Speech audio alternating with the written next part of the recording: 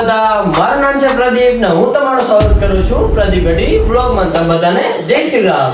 તો મિત્રો આપણે આજે જવાના છીએ ખંભાળિયાથી દ્વારકા. ત્યાં અમારા સોનલ માતાજીનો 100મો જન્મદિવસ નિમિત્તે અમારા ચાવણ સમાજ દ્વારા 100 ઢોલી શરણાના નાદ સાથે ધ્વજરોહણનું આયોજન કરવામાં આવેલ છે. તો આ વ્લોગ ખૂબ જ ઐતિહાસિક થવાનો છે. તો ચેનલને સબસ્ક્રાઇબ ના કરીએ તો સબસ્ક્રાઇબ કરવા ભૂલતા નહીં અને વ્લોગમાં બન્યા રહેજો. તો મિત્રો આપણે ધ્વજરોહણમાં પહોંચી ગયા છીએ. તો ચલો હું તમને એની લોકેશન બતાવું.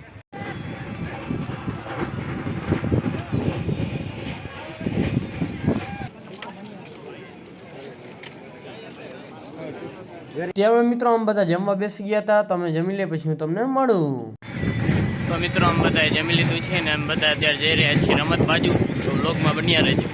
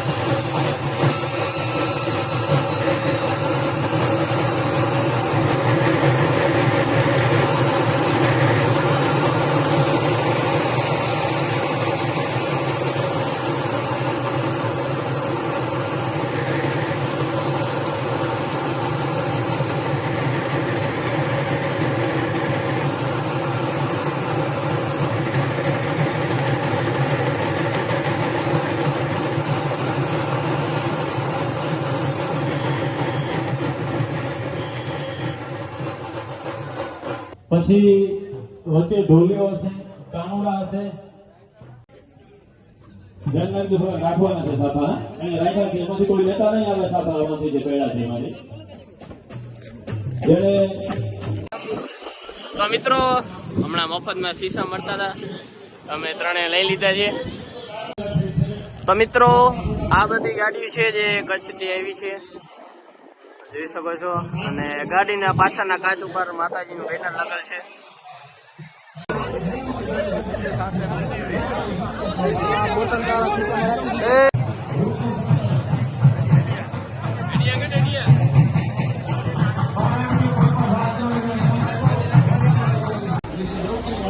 તો મિત્રો આ છે મહારથ સોનલ માતાજીનું, જે તમે જોઈ શકો છો.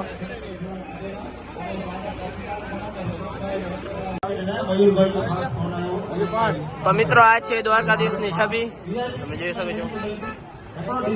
અને હા મિત્રો આ કઈ ગાડી છે? જે આ ગાડીમાં સોનલ માતાજી બેઠા હતા.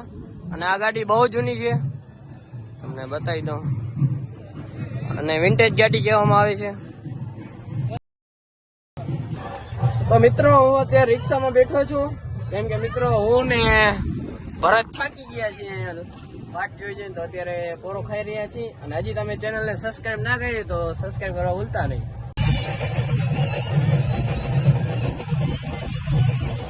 અરે આવા કેમ છે? મોજ મોજ.